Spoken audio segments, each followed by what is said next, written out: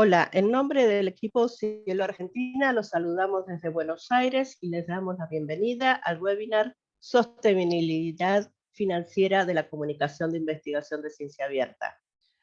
Este evento en línea es uno de los tantos seminarios Cielo 25 años, parte de las actividades para celebrar los 25 años del programa Cielo durante este año 2023. Los oradores en esta oportunidad serán el doctor Guillermo Bansato, la doctora Fernanda Beigel y el doctor Humberto Debat, todos prestigiosos investigadores argentinos a quienes agradecemos mucho su participación en este evento.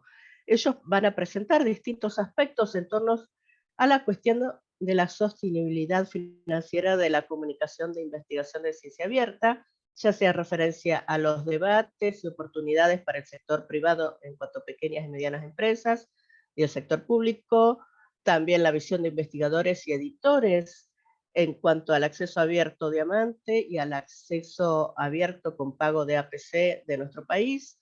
Y también vamos a poner una mirada sobre la dicotomía bien común, producto de mercado en el sistema de publicaciones abiertas.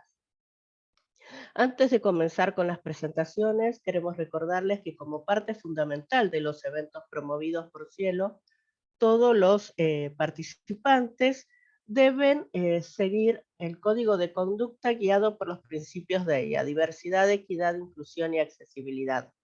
Con el fin de promover un espacio abierto, saludable y seguro para todos, esperamos que todas las personas, al participar de estos espacios, lo hagan de una manera respetuosa y no se expresen con ningún tipo de prejuicio ni con ningún tipo de lenguaje violento, racista, en fin, todos saben qué, qué es lo que no se debe realizar en cuanto a la forma de comunicarse, comunicar las opiniones.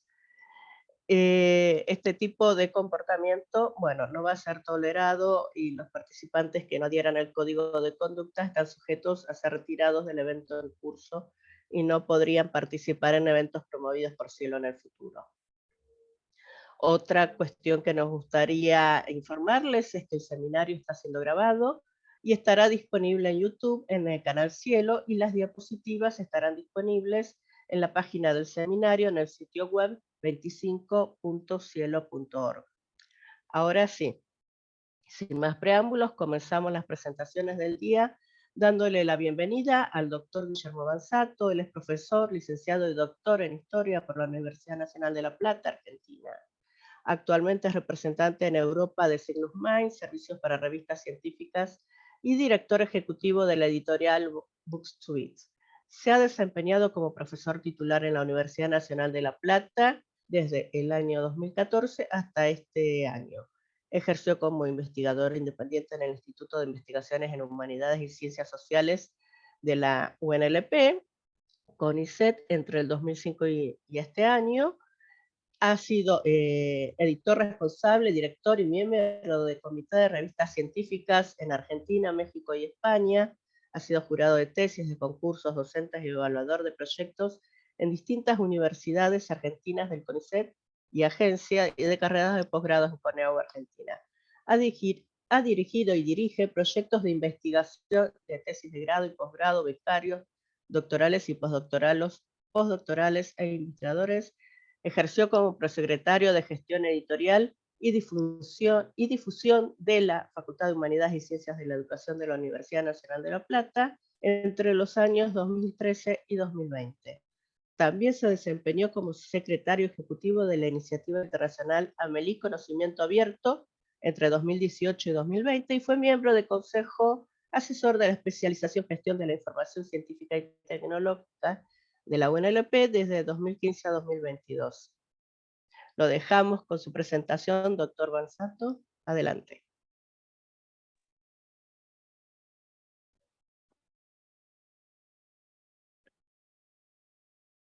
Muchas gracias, Karina, por la invitación y por la presentación. Antes de pasarles el título, quiero comentarles que se trata de un resumen y algunas cuestiones nuevas de lo que publicamos con Cecilia Rosenblum y Salvador Chávez Ávila en la revista Informatio de Uruguay, un trabajo que se llamó Ni Ángel Diamante ni Demonio APC, diversidad de modelos de gestión y financiación de las revistas científicas iberoamericanas en acceso abierto. Paso entonces a compartirles pantalla.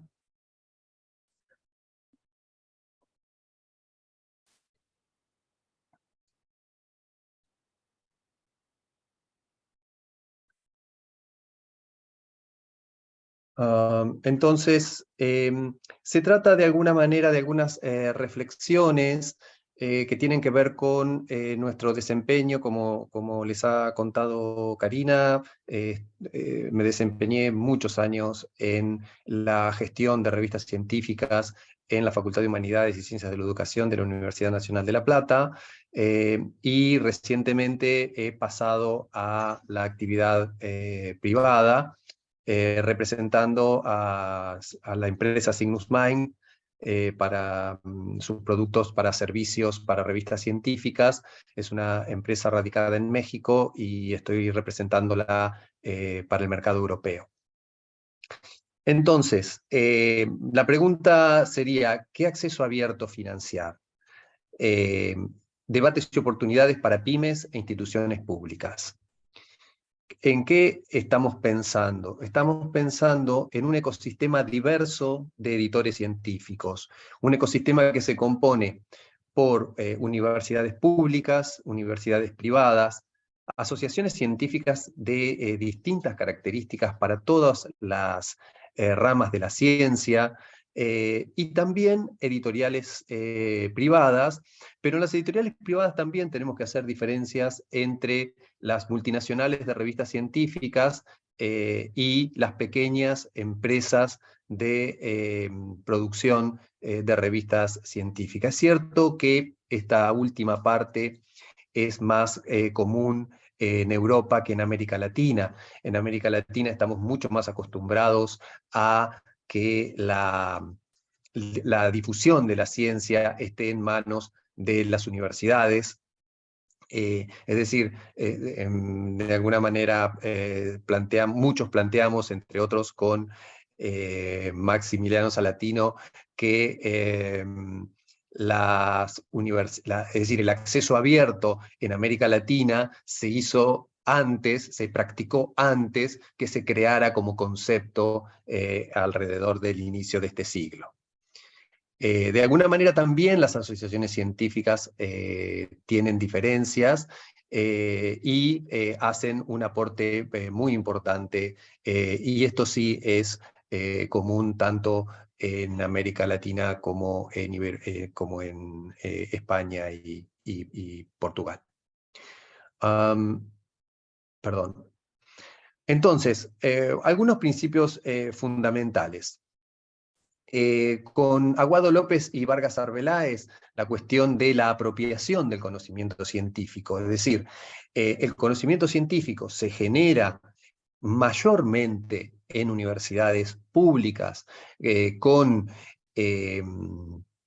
financiación del Estado, por lo tanto, los científicos tenemos el derecho de apropiarnos de ese conocimiento científico. Y esto, como ellos dicen, es un dispositivo de acción política.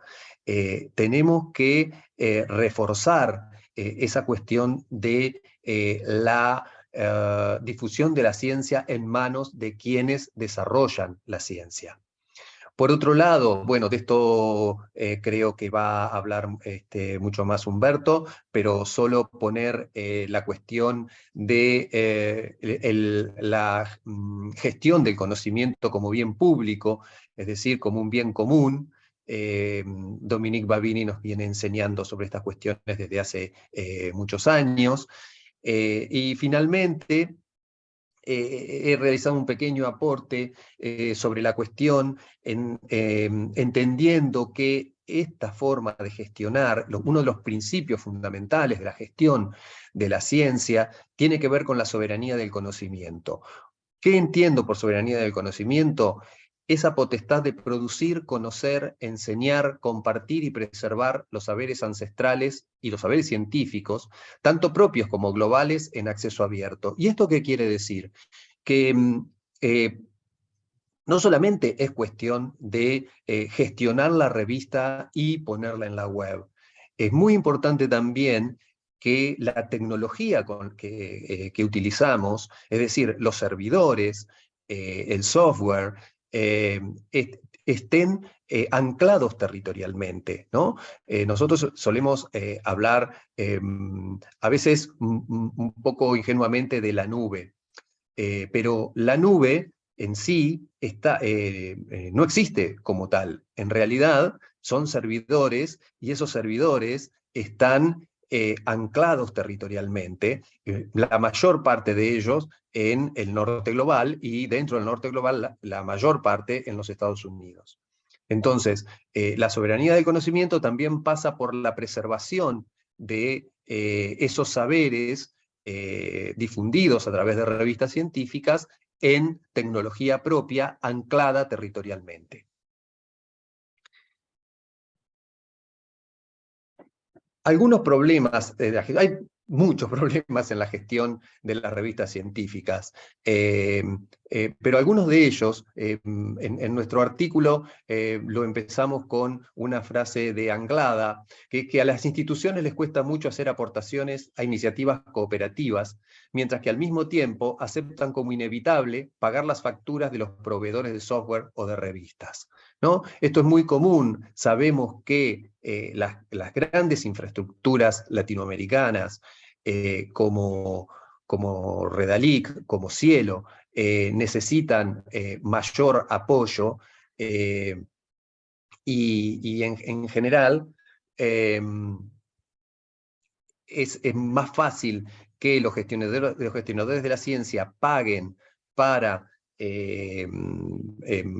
obtener los artículos de revistas científicas de las grandes multinacionales de revistas científicas que sostener estas infraestructuras.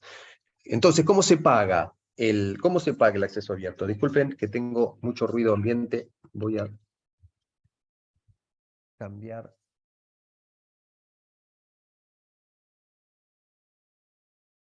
Ahora sí. Entonces, ¿cómo se paga este proceso de gestión, edición, publicación y difusión de los resultados de la investigación? Se paga mayormente con los presupuestos de los estados nacionales, porque en Iberoamérica la mayor parte, la gran mayoría de la producción científica se gestiona y se sostiene con los presupuestos nacionales. Entonces, en ese esquema, en ese ecosistema y con estos problemas de gestión, ¿cómo sostener un modelo sustentable de edición científica? Nosotros en el artículo de Informatio desarrollamos brevemente tres modelos. El primero que voy a presentarles es el que generamos en la Facultad de Humanidades y Ciencias de la Educación de la Universidad Nacional de La Plata. Es un modelo que lo comenzamos en el año 2005 y fue creciendo, sobre todo con el apoyo de las dos infraestructuras latinoamericanas, Cielo y Redalic, y luego con la creación, que fuimos partícipes y fundadores de AMEL y Conocimiento Abierto. En este esquema, nosotros diferenciábamos cada una de las tareas y basamos los costos mayormente en los sueldos de las personas que llevan adelante estas tareas, con la excepción del triángulo en amarillo, que la facultad lo que hacía era externalizar el marcado de textos y citas a un grupo de bibliotecarias y bibliotecarios especializados en el tema. Aquí aprovecho para poner una punta de lanza fuerte a favor de que en los equipos de gestión de revistas científicas siempre tiene que haber profesionales de la bibliotecología. Entonces, como ven, la gestión de la revista científica requiere de un trabajo multidisciplinario. A toda la cuestión de las tecnologías, que es una combinación entre el trabajo de profesionales de la bibliotecología y de la informática, hay que sumar la corrección de estilo, la conversión a diferentes bases de datos, la indización, y entonces rondaríamos alrededor de los $250, $300 el costo de un artículo. Ahora, es muy difícil encontrar en las grandes empresas editoriales que muestren sus costos. Ahora, con la aparición del Plan S, que por supuesto ha merecido justas críticas, y Humberto aquí presente junto con Dominique Babini desarrollaron un interesante artículo con la atención que había que tener sobre el Plan S. Hoy podemos decir que uno de los objetivos más importantes del Plan S, que era bajar los costos de las revistas científicas, no se ha cumplido. Los sistemas de acuerdos con las universidades, lo único que están logrando es justamente mantener los precios y cargar sobre los presupuestos de las universidades estos costos que son mucho más altos que los de una universidad pública. Por eso solo presento dos, Frontiers y MDPI. No muchas empresas ponen en transparencia sus costos operativos. ¿Y qué podemos aportar las pymes tecnológicas? Aquí les pongo un ejemplo de pymes tecnológicas de distintos lugares de Iberoamérica, CERCODE en España, Journal and Authors en Colombia, Editora Cubo de Brasil, ESIRE y Signus Mind de México. Desde la aparición del cotizador Cielo México para la marcación de XML, se ha estabilizado muchísimo el mercado de este servicio, y entonces, según la complejidad del artículo, podríamos estar entre 28 y $80. $80 sería algo exageradísimo porque la complejidad que ofrece el cotizador Cielo para que un artículo cueste $80 es prácticamente excepcional, muy excepcional. Yo creo que el precio ronda el promedio entre 28 y 80. Y si ustedes eso lo ponen en comparación con lo que nosotros habíamos planteado, de alrededor de $110 todo el proceso para una revista científica, ven que una pyme tecnológica aporta muchísimo y no esquilma las arcas públicas. Entonces, ¿cuáles son los aportes de las pequeñas y medianas empresas de servicios editoriales?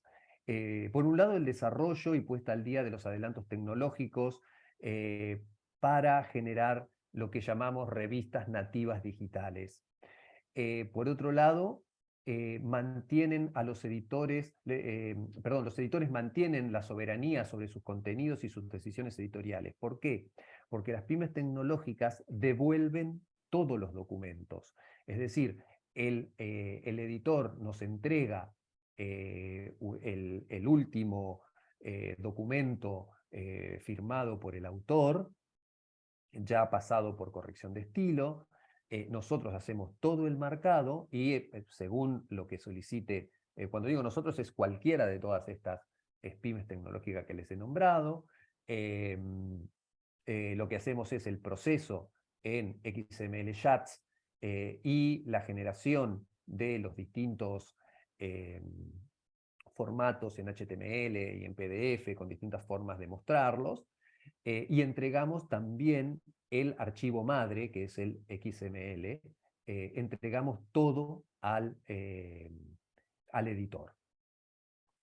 Por lo tanto, todos los formatos vuelven a su origen como servicios de calidad editorial. Y como han visto, estos costos se integran en el flujo de trabajo de las instituciones de ciencia y son muchísimos más bajos que los de las grandes editoriales. Por supuesto, hay mucha más tela para cortar sobre estas cuestiones, hay mucho para afinar en cuanto a cómo establecer esos costos, pero en nuestra experiencia, tanto cuando estábamos del lado del mostrador del editor de Universidad Nacional, como ahora que estamos desde el lado del mostrador de los servicios otorgados por una pyme tecnológica, puedo decirles que la sinergia que se establece es muy, muy buena, eh, eh, y, y y se complementa con toda una serie de otras cuestiones que hacen a las buenas prácticas de las revistas científicas. Es decir, nosotros como pymes tecnológicas también ofrecemos, insisto, cuando digo nosotros son todas estas, no es a la que yo represento solamente. Eh, eh, Desarrollos de software abierto, desarrollos sobre OJS, edición científica, distintas pymes realizamos distintas formas de edición científica. En la mía, por ejemplo, le hemos sumado una editorial de libros digitales que también los marcamos de la misma manera que marcamos en las revistas y los mostramos los libros también con un visor similar, igual al de las revistas científicas. ESIRE, por ejemplo, ha participado muchísimo en la creación de Ameli, con Joel Torres a la cabeza. Ha sido un gran baluarte de la creación de Ameli. Es decir, hay una sinergia muy, muy alta. Cercode, aquí en España, yo estoy saliendo en este momento desde Barcelona, Cercode aquí en España ha integrado su tecnología con Cielo España para todo lo que es los metadatos de las revistas en IBEX y en Lilacs, por ejemplo, en el caso de las revistas de medicina, porque Cielo España es solamente para medicina. Entonces, ¿cómo vamos hacia una propuesta sustentable? En primer lugar, profesionalizando las tareas de gestión editorial con equipos técnicos internos o externos a la institución editora. También las pymes podemos aportar para la profesionalización de la gestión editorial. Entonces, una sinergia de trabajo aportando tecnología y servicios que potencian las políticas de acceso abierto por parte de las pymes, pero y fundamentalmente estas cuestiones siempre terminamos en los gestores de la ciencia. Cuando daba conferencias en Argentina y me recibían en distintas universidades, siempre les decía que yo sí vengo para hablar con los editores y con los autores, pero es mucho más importante que traten de que en las reuniones donde estamos los editores y los autores estén los gestionadores de la ciencia. Y eso es siempre lo más difícil de todo. Siempre lo más difícil es que el gestor de ciencia se quede a debatir y a discutir cómo usar los presupuestos públicos para el desarrollo de una política sustentable de acceso abierto. Es lo que más nos ha costado y yo creo que habiendo tenido muchísimas reuniones, tanto con los dos directores de Redalic y de Cielo, y todo el trabajo también excelente que está haciendo Fernanda Beigel en el Ministerio en la Argentina, creo que coincidimos en que es la parte más difícil, convencer a los gestores de ciencia para que destinen presupuestos y decidan si van a seguir aportando a un sistema comercial cerrado cada vez más caro y monopólico o van a apoyar un ecosistema más amplio, más inclusivo, que ya hemos demostrado de bajo costo y en manos de la academia. En su momento, ese cálculo que nosotros hicimos para las revistas de la Universidad de La Plata, lo escalamos a todas las revistas del núcleo básico de revistas científicas que lleva adelante el CAICIT en Argentina, y nos daba menos del 1% del presupuesto del CONICET poner todas las revistas en las dos grandes plataformas latinoamericanas. Y era el 0,01% del presupuesto de las universidades públicas argentinas. Así que defender el acceso abierto es una cuestión de principios, pero no es para nada un problema económico, aún con las dificultades económicas que atraviesan nuestros países en América Latina. Aún con esas dificultades es posible hacer muchísimo para apoyar un ecosistema, insisto, más amplio, inclusivo, de bajo costo y en manos de la academia.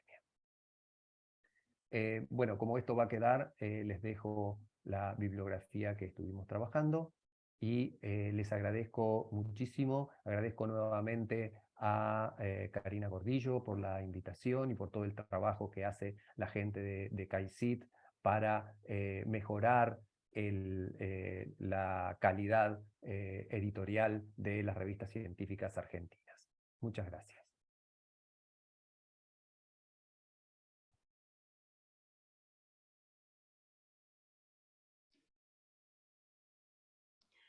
Muchas gracias, doctor Bansato, por su presentación. Ya, bueno, nos conocemos hace muchos años y ya todos estos temas soy testigo de que se han tratado en muchas oportunidades.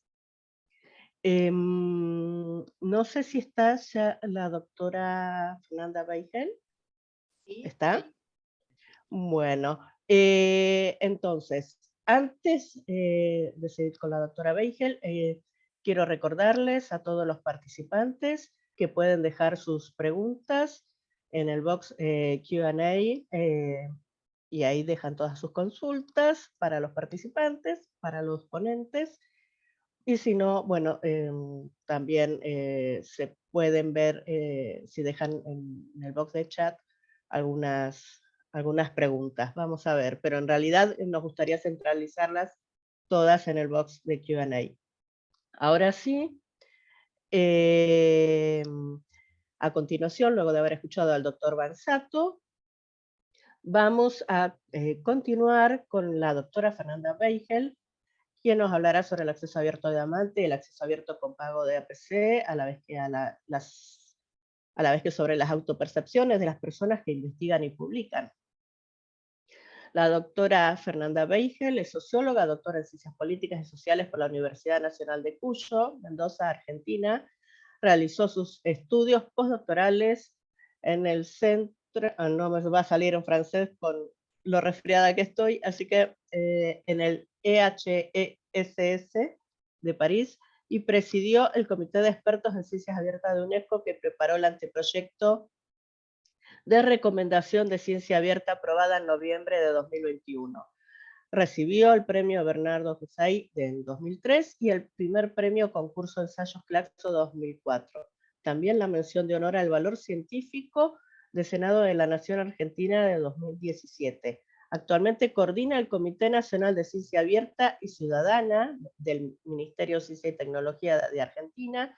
Es asesora del Foro Latinoamericano de Evaluación de la Ciencia, FOLEC-Claxo, y forma parte del Advisory Group de DORA, Declaration of Research Assessment.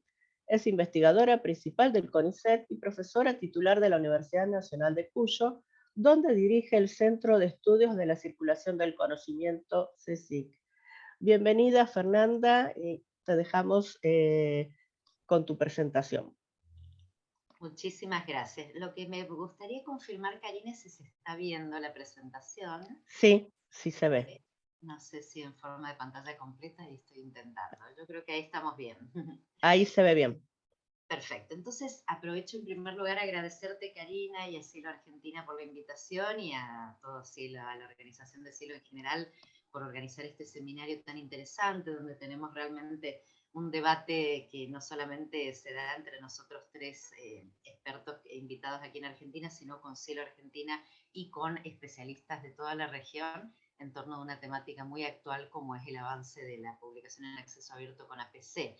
Y frente a eso yo partiría de retomar un poco dentro de la recomendación de ciencia abierta, que tuvo un proceso de 2 años de preparación y en ese proceso la discusión entre primero el comité de expertos y expertas, que eran 30 personas, pero después entre todos los países, derivó en lo que hoy se conoce como ese proyecto finalmente devenido en recomendación en noviembre de 2021, que ya era clara y explícitamente consciente, y eso se expresa en el texto, de las tensiones y desigualdades, en muchos casos asimetrías internas, no solamente internacionales, entre las comunidades científicas y producto básicamente de la mercantilización de la industria editorial.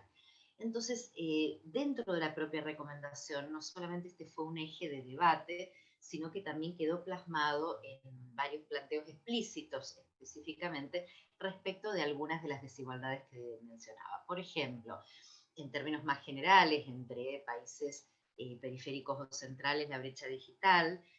Por el otro lado, el inglés como código único de interoperabilidad, que se presenta como claramente una fuente de pérdida de la interculturalidad de la ciencia. Por el otro lado, la evaluación académica a través del factor de impacto, que reforzó un sistema de publicaciones que detrás de la idea de prestigio, detrás de la idea de impacto en términos de citaciones, en verdad ha ido derivando en diversas formas de mercantilización, y retomo algo de lo que decía Guillermo, en el cual ahora más que nunca estamos también necesitando diferenciar si hablamos de las grandes empresas editoriales o oligopolios, o hablamos de revistas de sociedades científicas que tienen que cobrar un pequeño APC, que es la suscripción a su sociedad científica. Hoy más que nunca necesitamos conocer mejor esa diversidad.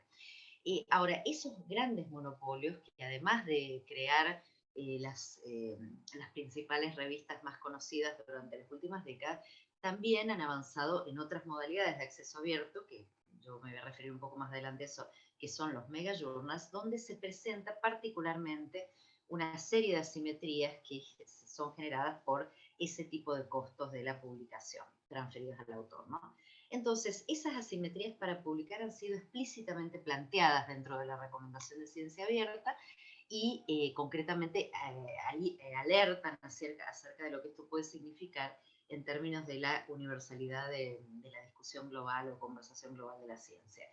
Por el contrario, los caminos que contribuyen a generar una ciencia abierta, verdaderamente inserta en la comunidad académica y en los beneficios sociales que busca la ciencia, está basada en el camino de las infraestructuras colaborativas, el multilingüismo y la preservación de la biodiversidad y la interculturalidad, y por el otro lado en la sustitución del factor de impacto en los sistemas de evaluación por un concepto más ligado a lo que en algún momento se llamó el impacto social, y hoy tratamos de referirnos más a la relevancia social de la ciencia.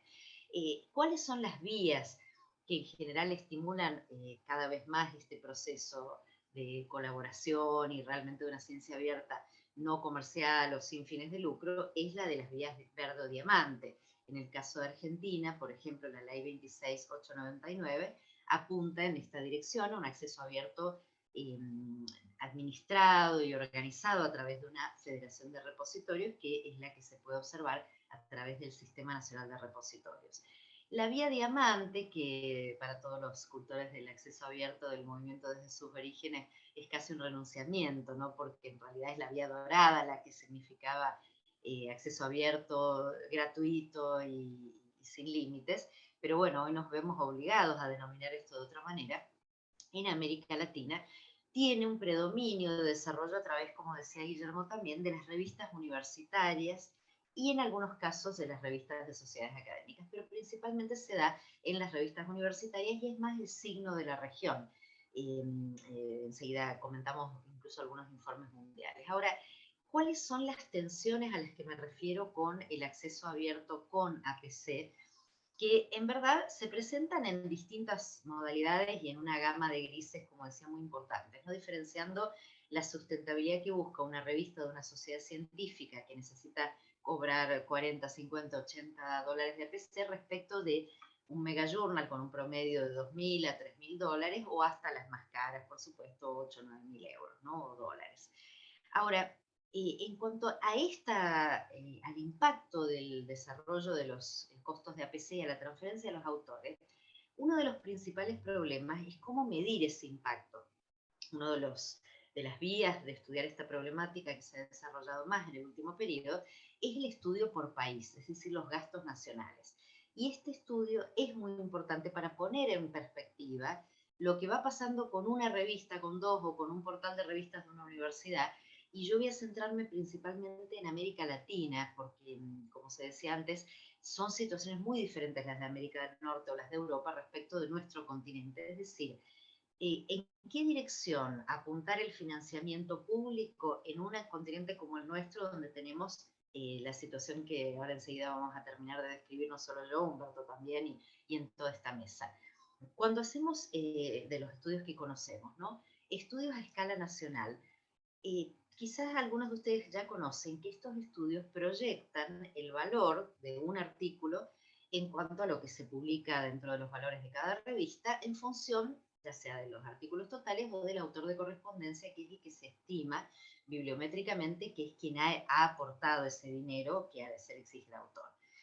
En Argentina, en esas proyecciones generales, pero acotado al autor de correspondencia, que es lo que podríamos denominar más pertinente o más ajustado, porque en verdad lo otro, las fuentes son múltiples y realmente hay valores generales, pero a mi juicio no tiene mucho sentido tomar esos valores.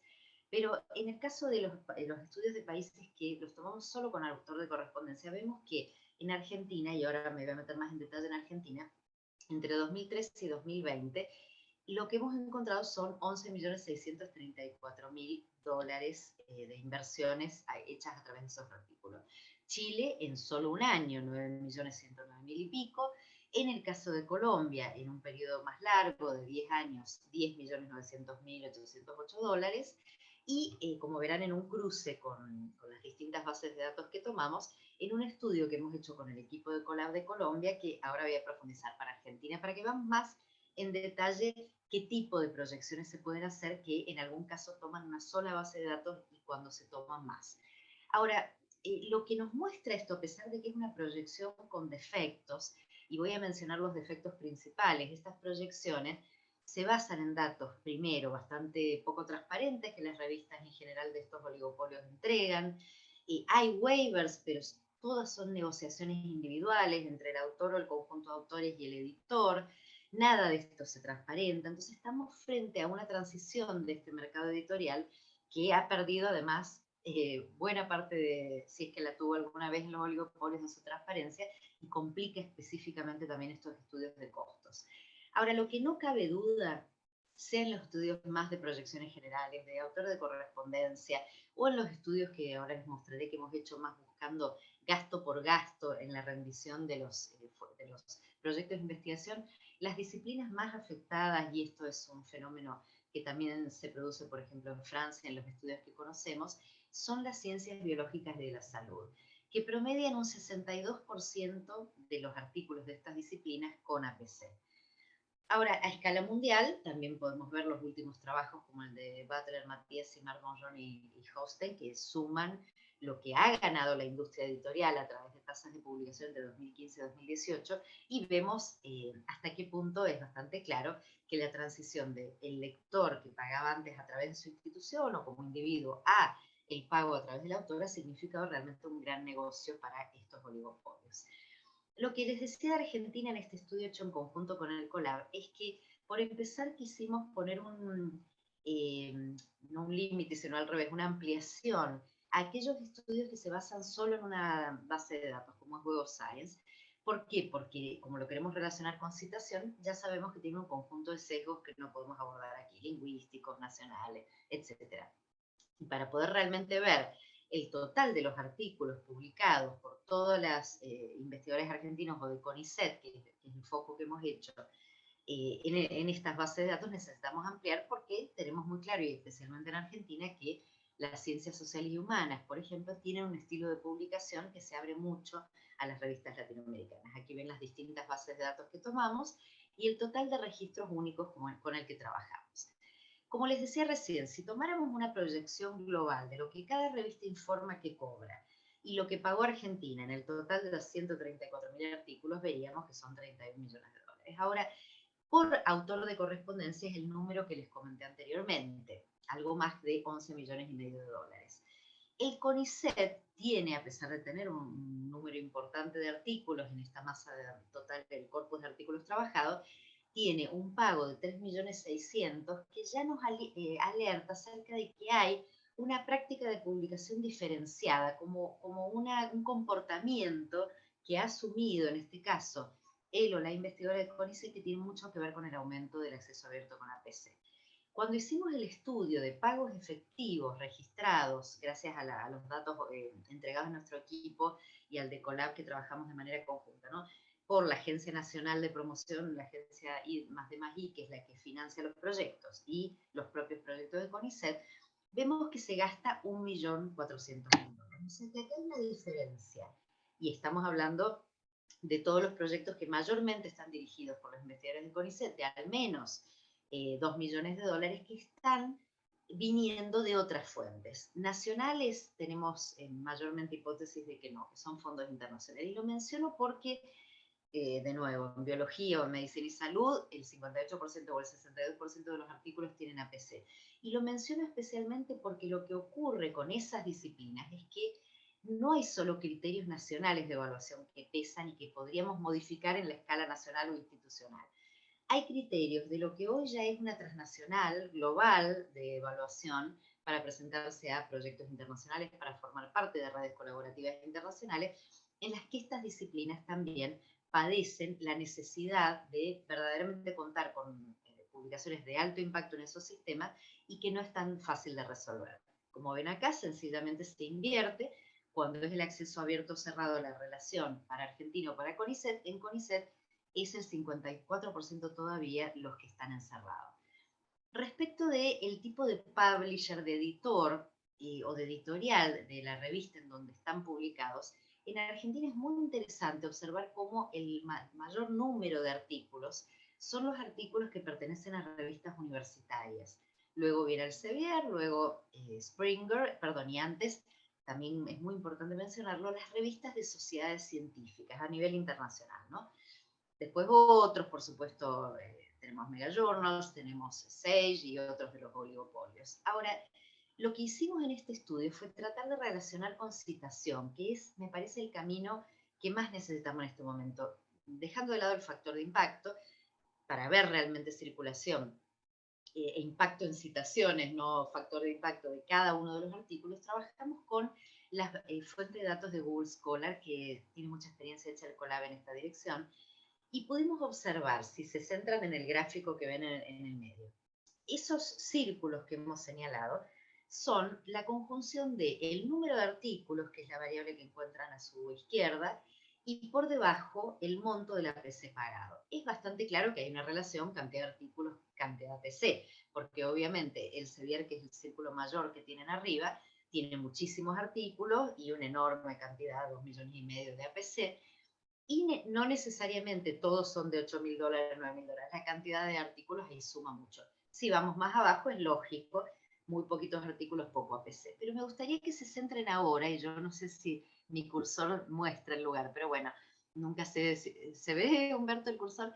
Si ustedes se centran ahora en este circulito, que es el de los 500, solo autor de correspondencia, ¿no? Los 5.200 artículos que pertenecen a revistas de sociedades científicas. Y muy cerquita, pero con menos artículos, a MDPI Wiley, que tienen 5.000 artículos o 4.100, van a encontrar una cosa que es muy interesante, y es que se paga el doble de APC, porque acá tenemos 500.000 dólares total, mientras que tenemos 1 millón de dólares en, por ejemplo, esta zona, ¿no es cierto?, de Wiley. Ahora, la cantidad de citaciones, que es lo que mide en realidad el círculo que los determina puntuando en algún lugar, es lo que marca cómo estas revistas de sociedades científicas que tienen prestigio individual como revista o como editor, digamos, y que obtienen más citaciones. Entonces, eso lo digo en el sentido de aquellos espacios de este mercado editorial tan complejo que hoy nos permite pensar en alternativas, recomendaciones de financiamiento y de política pública. Menciono solamente para no irme del tiempo que hemos encontrado que además de las desigualdades típicas por nación o por afiliación institucional por los recursos de cada país, de sexo, que son archi ya demostradas en muchos estudios, las asimetrías que viven muchas de las mujeres, y en el caso de Argentina hemos hecho un estudio que compara el estudio del Sevier, que parecía mostrar a Argentina como la reina de la igualdad de género, pero no puedo abundar en eso acá, y solo quiero mencionar que genera una desigualdad especialmente focalizada en la generación, en la edad. Hemos hecho grupos focales con investigadores altamente reconocidos del área de biología, donde vemos cómo la generación mayor prácticamente no considera que hay un problema, porque publican sin ningún problema y sin pagar y en revistas de acceso cerrado, o porque publican por invitación. En cambio, las personas más jóvenes, y eso lo podemos visualizar claramente ahora en la lucha iniciada en la Young Academy y otros grupos que están planteando a nivel internacional en estas disciplinas la necesidad de hacer cambios para las nuevas generaciones. Les decía que en América Latina el modelo de negocio es muy diferente y esta base de datos que hemos construido en el proyecto Oliva demuestra cómo en la conjunción de todas las revistas A 2019 indexadas en Cielo y Redalic, que es en lo que consiste la primera etapa de Oliva, este dataset ya está subido de modo abierto en el CIGEVA nuestro de CONICET como datos abiertos. De estas 1.720 revistas solo tomamos las latinoamericanas, ahora estamos por subir ya todas las de Portugal y de España, que suman unas 2.000. Tenemos en el caso de América Latina un 90% de revistas diamante y a ese relevamiento solo 182 revistas con APC, el 60% de las cuales se encuentran en Brasil. Muy poquitas, se cuentan con los dedos de una mano, dos, las que pertenecen a una editorial oligopólica, y con un porcentaje importante, casi el 20%, las que son de sociedades científicas, donde se encuentran este tipo de revistas con APCs moderados. En América Latina ya sabemos que vivimos una alienación estructural entre la infraestructura colaborativa, los dineros y los esfuerzos de financiamiento público que disponemos. 10 países de la región tienen sistemas de categorización de investigadores y en todos ellos se sigue priorizando el factor de impacto y estimulando estos oligopolios, mientras que todas estas organizaciones y sistemas y repositorios del sistema de indexación financiados por nuestros gobiernos, y ni hablar la gran federación de repositorios que es la referencia, ofrece una infraestructura colaborativa y revistas regionales de calidad que son no solo poco visibilizadas, sino muy poco valoradas en esos sistemas de información. Para ir cerrando entonces, a la hora de discutir cuáles serían las propuestas o las recomendaciones de financiamiento si tuviéramos la oportunidad nosotros de recomendar en distintos gobiernos de la región o instituciones. Por una parte, es fundamental, a mi juicio, fortalecer el camino de las revistas que son autogestionadas por la comunidad académica, que pertenecen verdaderamente al sentido mayúsculo de lo que significa la comunicación científica entre pares, crear recompensas dentro de los sistemas de evaluación nacionales, no solamente para las publicaciones de calidad, puntuándolas mejor en los sistemas de promoción de investigadores, sino también promover la carrera académica del editor y la editora.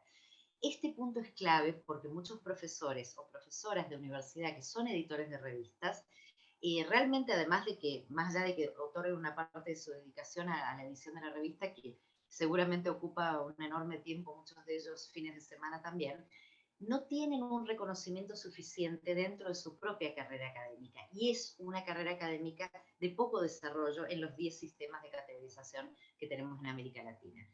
Por el otro lado, por supuesto, como siempre, promover infraestructuras de acceso abierto y métricas que permitan evaluar responsablemente el desempeño de los artículos, y como siempre, visibilizar las colecciones y revistas y portales universitarios en este camino de la ciencia abierta a través de una mejor articulación de la vía verde y la vía diamante. Es una de las recomendaciones que hemos hecho dentro del documento de diagnóstico del Comité de Ciencia Abierta en Argentina, en el que hemos tenido la suerte de contar también con Humberto de Bat aquí presente. Por otra parte, desarrollar políticas focalizadas para las disciplinas más afectadas, que creo que ahí es donde se da el debate mayor acerca de cómo contribuir a resolver este problema sin simplemente, que nuestros países por supuesto no lo pueden, sin simplemente otorgarle un subsidio de $3.000 por artículo a cada investigador, que es algo inviable, discutir a fondo los agreements de Read and Publish, que no puedo abordar acá en profundidad, pero que muestra una experiencia muy compleja y particularmente no tan favorable como las editoriales les pintan a los países cuando lo suscriben, y buscar alternativas. Hay un proyecto en este momento entre el Instituto Pasteur, CONICET, CNRS y la Universidad de San Pablo de crear revistas diamante multilingües en el área de ciencias biológicas y de la salud. Creo que por ese camino puede surgir algo interesante. Y también, como siempre, la diplomacia científica, la búsqueda de relaciones más justas con las editoriales. Yo creo que con esto puedo ir cerrando y agradecerles como siempre por este diálogo y el aprendizaje que significa para mí. Les dejo nomás para avanzar.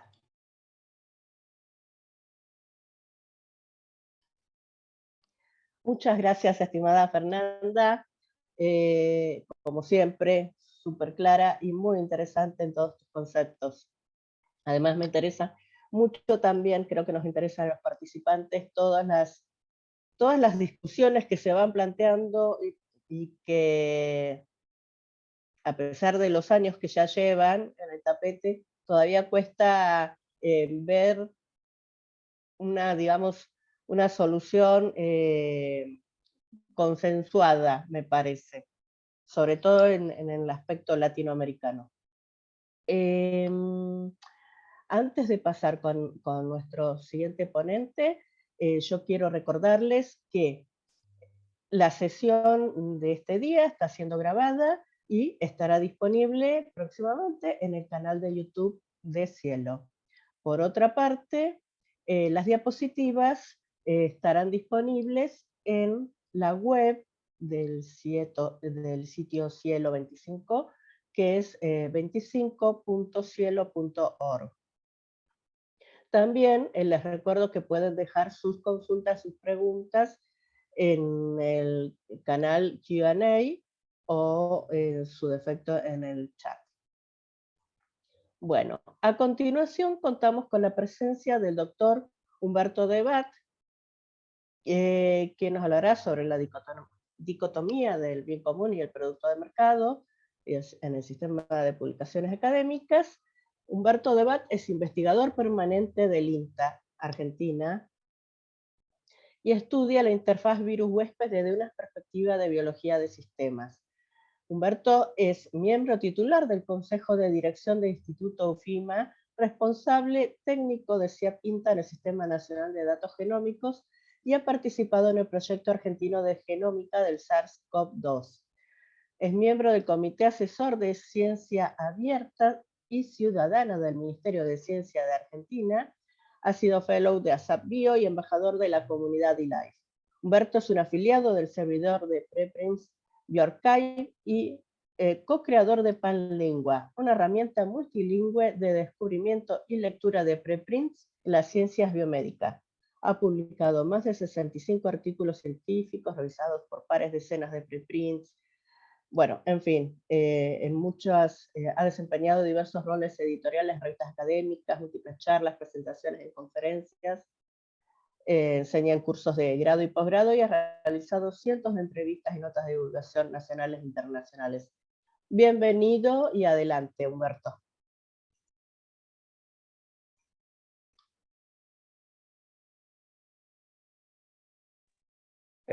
Perdón, bueno, muchísimas gracias por la presentación. Quería saber si se ve en este momento. Sí. ¿Ahí estamos? Sí. Bueno, la verdad que es un honor estar en este panel. Muchísimas gracias, Karina y Cielo Argentina, y bueno, y Cielo 25 años, felicitaciones.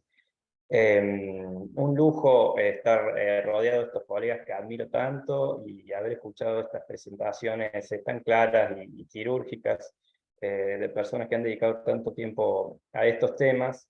Le voy avisando a la audiencia de que yo me siento un turista en esto, como me presentó Karina, yo me especializo en general en virus que afectan el sistema agropecuario, y por ende verán el bajo vuelo de mis apreciaciones, y en cualquier duda que tengan siempre tengo eso. Estoy rodeado de estos panelistas que tanto saben para contestar.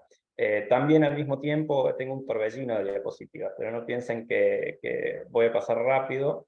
Al final de las diapositivas hay un link para bajarse esta presentación. Mi objetivo no es estar 3 horas de presentación, sino simplemente que estén los links a bastante documentación que me interesa mencionar, y que cualquiera de la audiencia que le parezca interesante pueda eventualmente adentrarse un poquito en esos vínculos.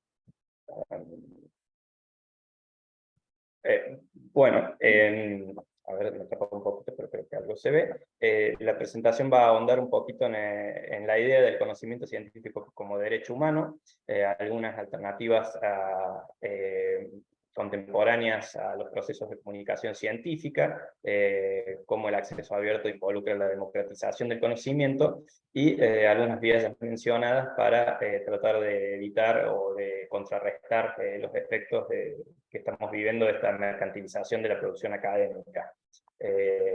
Es interesante, todas las cosas que voy a mencionar ya las dijeron mucho más claras los panelistas anteriores, así que bueno, voy a recordar algunas cosas que la audiencia ya sabe. El acceso a la información científica es un derecho humano, que está en la Declaración de los Derechos Humanos, artículo 27, de que tenemos ese derecho de participar en el progreso científico y en las producciones científicas que sean creadas, tienen que ser compartidas por la humanidad. Y al mismo tiempo tenemos que estamos en una época en la cual han habido cambios tecnológicos que deberían favorecer esta integración de los datos científicos en el mundo. Recordemos que el creador de la World Wide Web, o de los primeros protocolos de Internet, lo hizo específicamente para poder intercambiar información acerca de sus investigaciones con colegas. Es decir, que la Internet fue desarrollada para compartir ciencia, y uno hubiera pensado que iba a ser el camino para generar una nueva visión de lo que es la comunicación científica, mejor y más integral. Y bueno, ¿y qué pasó?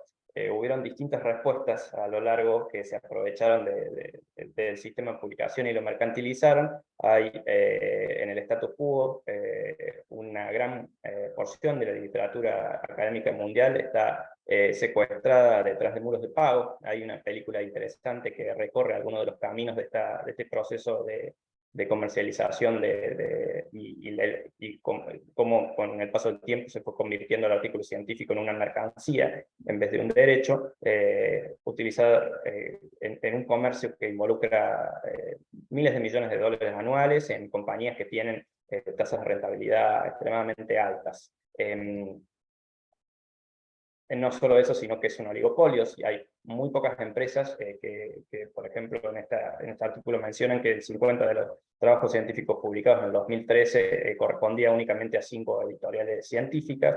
Esa posición hace de que tengan toma de decisiones dominantes, que se involucran en el proceso de negociación con estados, inclusive increíblemente, pero de igual a igual, poniendo condiciones terribles, etc. Bueno, es una situación de integración de las publicaciones académicas detrás, quizás uno de los peores escenarios que se podría haber formado desde la integración del Internet al circuito de comunicaciones científicas.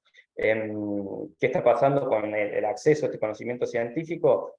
Bueno, está aumentando el acceso abierto, pero a una tasa muy lenta. En estos números del 2018 estamos viendo que del total de literatura indexada, apenas el 28% correspondía a acceso abierto. Mirando algunos números ayer en Lens, vi que en este momento, si hablamos de la literatura total, los artículos,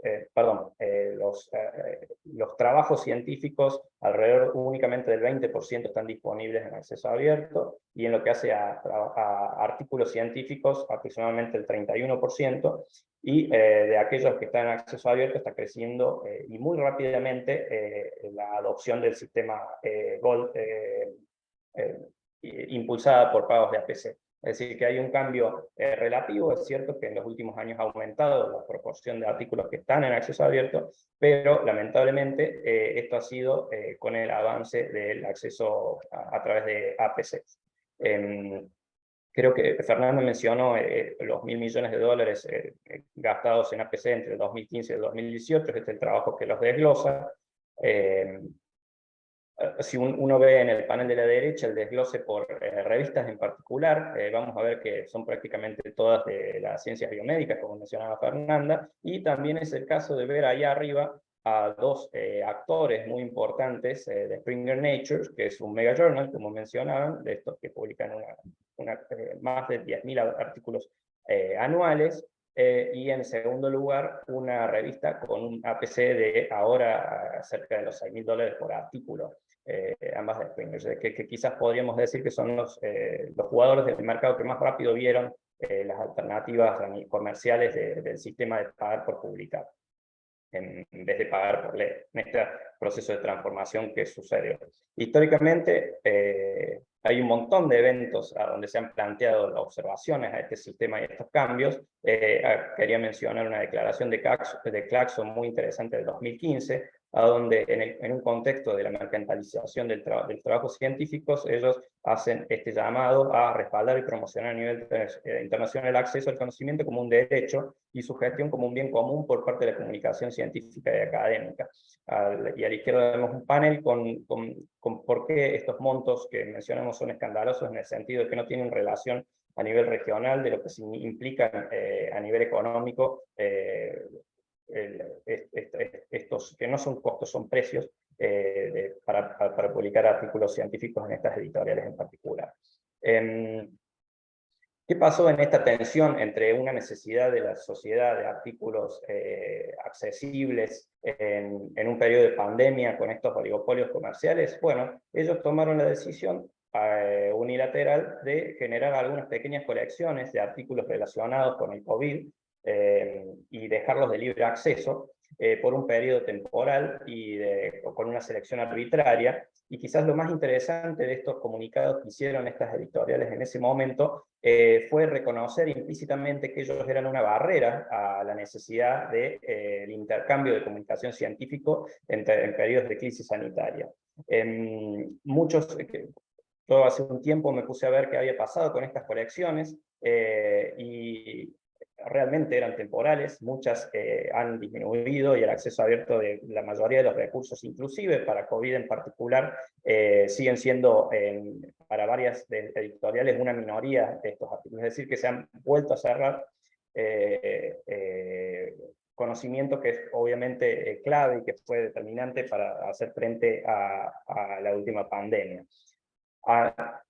Por otro lado, y a nivel regional, hubo un hermoso comunicado en junio del 2020 por el grupo de Claxo de Conocimiento Abierto como Bien Común, a donde cuestionaba estas aperturas temporales y parciales de las editoriales comerciales y planteaba una serie de interrogantes sobre otros aspectos y sobre lo que estaban reconociendo al hacer estas aperturas. Una de ellas, muy interesante, es qué pasa con todos los otros padecimientos que generan crisis sanitarias a nivel global continuamente y hace décadas, y cuyo conocimiento sigue cerrado. Y ese conocimiento, bueno, ¿qué dice Claxo? Dice que en nuestra región no se abre por contingencia, sino que siempre, de forma permanente y con una visión hacia la democratización de ese conocimiento, que no es solo para los lectores e investigadores de la región, sino para la ciudadanía en general. Bueno, hay una entrevista interesante a Ariana Becerril García, quizás la conocen de Amélie, a donde reflota toda esta tensión, y un pequeño documental a la derecha de Francois de Merliat, que se llama Abrir la Ciencia, que se hizo justamente durante la pandemia de COVID, y también un llamado a atención de las dificultades del acceso a las comunicaciones académicas durante este periodo. Hace poquito tiempo, en una revista de Argentina, he generado esta pequeña nota donde menciono algunas de estas problemáticas, y creo que una interesante a rescatar, que Fernanda mencionó tangencialmente, que de hecho yo he copiado una frase que creo que es de ella, o por lo menos yo se la escuché en primera instancia de ella, de la falta de alineación de los artículos científicos de las patentes publicadas con los Objetivos de Desarrollo Sostenible de la ONU. Y ella hablaba en una entrevista sobre pasar de los factores de impacto al impacto social de las investigaciones. Bueno, eso creo que también es una cuenta pendiente y que también tiene que ver con las agendas de investigación. Y justamente en un contexto de un circuito mainstream que tiene intereses divergentes a nivel regional, eso puede afectar no solo la creación, no solo la comunicación, sino también la creación de conocimiento y distribución. Fernanda también mencionaba la recomendación, y no me voy a entrar con esto, pero hay dos pequeños lugares a donde habla, y uno sobre la parte, vamos a decirlo, económica o económica social de la recomendación adoptada, y que tiene que ver principalmente que esta distribución de conocimiento debe ser gratuita, y esto quiero leer literalmente, que dice que un método de publicación de pago en el que el acceso inmediato a las publicaciones científicas solo se concede a cambio de un pago, no se ajusta a la presente recomendación. Es decir, que esta recomendación va no sé si en contra, pero aclara específicamente que no va a favor de, de estas limitaciones que puede generar una agenda asociada a pagos para el acceso. Dentro de algunos aspectos más locales a nivel, bueno, solo para mencionar la creación del comité que Fernanda preside, y bueno, dentro de ello, de la misma recomendación, se ve la parte de beneficio colectivo, a donde se habla del conocimiento científico específicamente como bien público mundial, y que debe beneficiar a la comunidad, a la humanidad en su conjunto, que tiene que estar disponible abiertamente, sus beneficios deberían ser compartidos universalmente. Qué lindas palabras estas de que la ciencia debería ser inclusiva, sostenible y equitativa. Voy a mencionar algunos de otros documentos que se han publicado un poquito más recientemente. Este es del Consejo de la Unión Europea del mes pasado, a donde reconocen algunas limitaciones muy importantes del sistema de publicaciones actual, y a donde alienta a la importancia de un sistema de comunicaciones sin fines de lucro, que no cobren cargos ni para autores ni para lectores, y que el acceso debería ser la norma e inmediata y restricta, y que no debería haber, y que el acceso a las comunicaciones científicas no debería estar canalizada de acuerdo a las capacidades financieras de la población. Estando de acuerdo, por supuesto, con la recomendación de UNESCO sobre ciencia abierta. Hay un pequeño artículo de Johan Rohrer, que es de Planese, que recoge este anuncio, y a donde hay una cita de una ejecutiva de STM, que es del sistema bueno, como una agrupación de sistemas de editoriales comerciales, y a donde dice que soportar este movimiento podría abolir esta industria.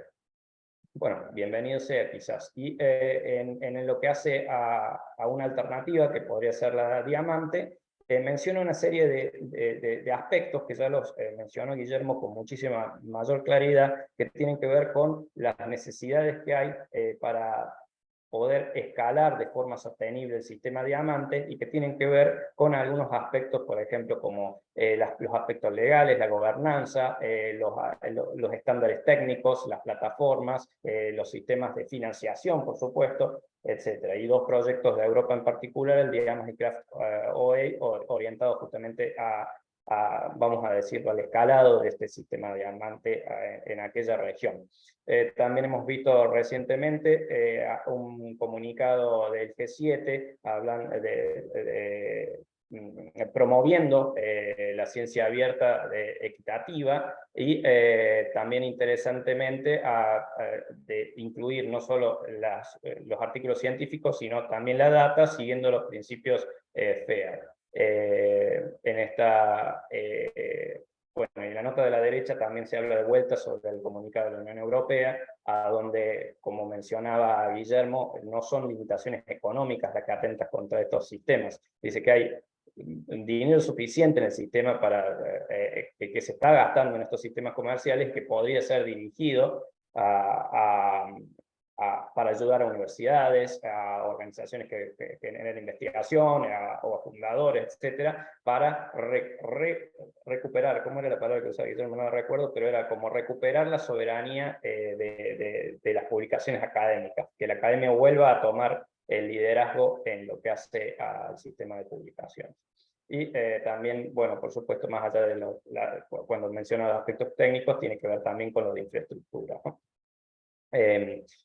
Otro comunicado también del mes pasado de la Sociedad Europea de Universidades, a donde también vuelven a esto, al conocimiento científico como bien público, debe ser abierto, no debe tener barreras, y mencionan aquí también un aspecto importante que mencionaba Fernanda, que es sobre los policy makers, es decir, los gestores, cómo tienen que estar en estas conversaciones, tienen que participar y tienen que, de alguna forma, adentrarse en este discurso, en este debate, entender las posiciones, entender los intereses, y no solo negociar contratos, sino escuchar las formas de mejorar el sistema, ¿no?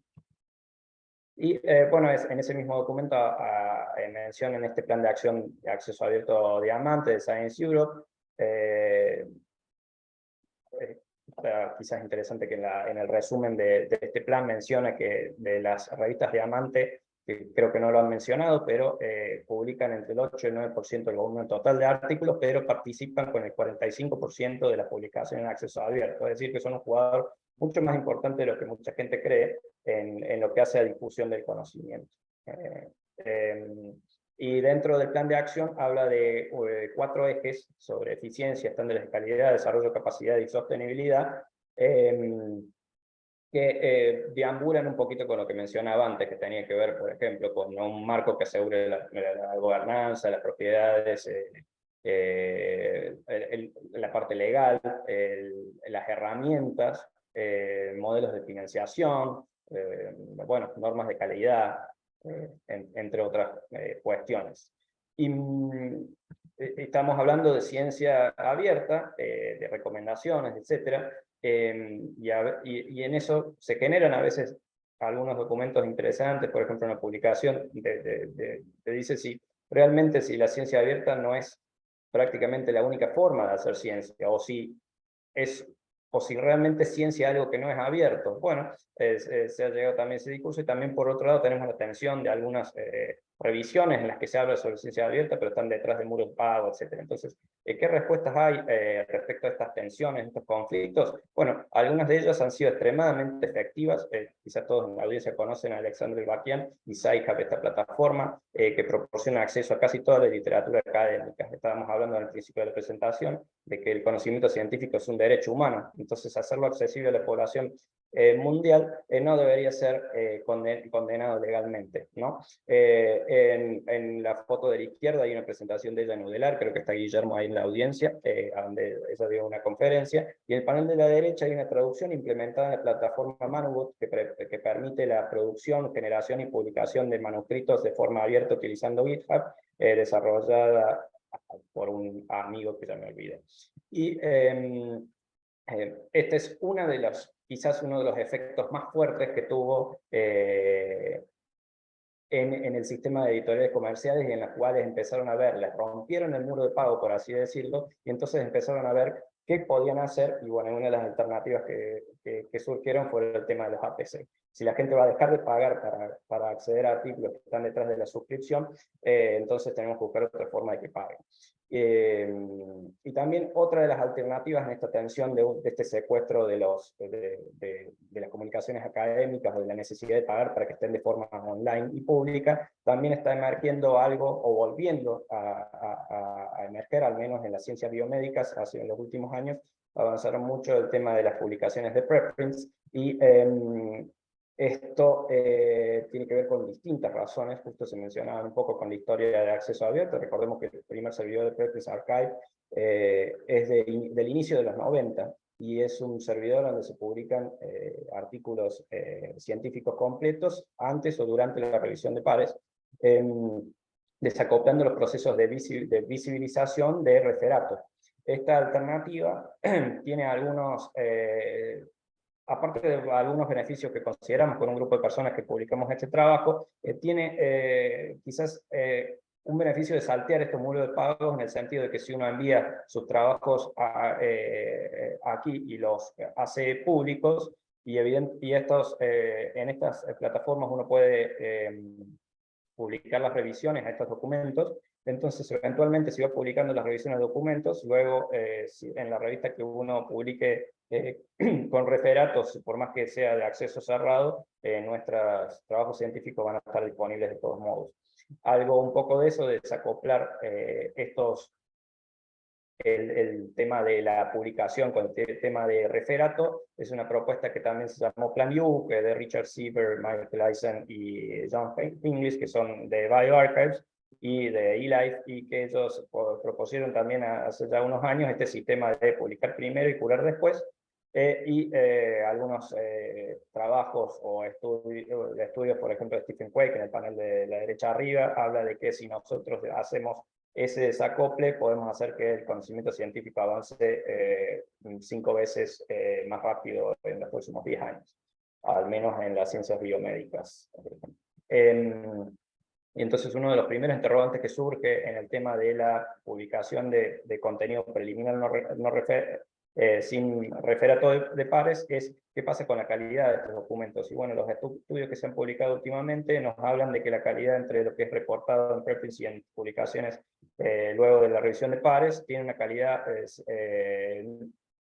similar, al menos estadísticamente.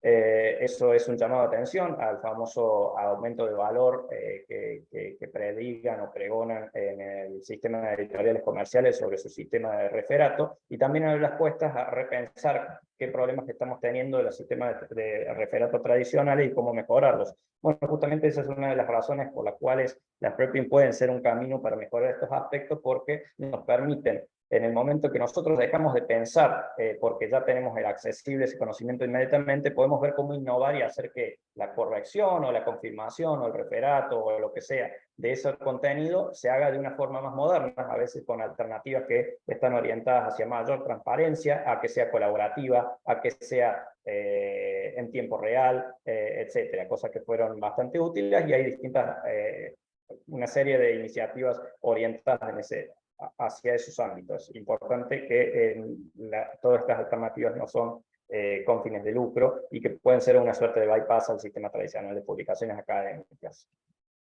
Bueno, estas son toda una serie de distintas propuestas o iniciativas al respecto en ciencias biomédicas.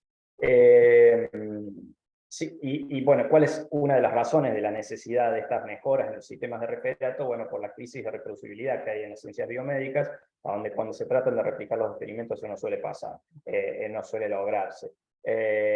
Y también otra cosa que se está viendo a lo largo del tiempo es cómo aquellas revistas que son consideradas prestigiosas de acuerdo a estándares y métricas arbitrarias, resulta ser que tienen serios problemas o graves problemas de reproducibilidad y muchísimos problemas de transparencia, lo cual nos hace replantear si el sistema actual está a la altura de las circunstancias en lo que hace a la generación, producción y validación de conocimiento científico.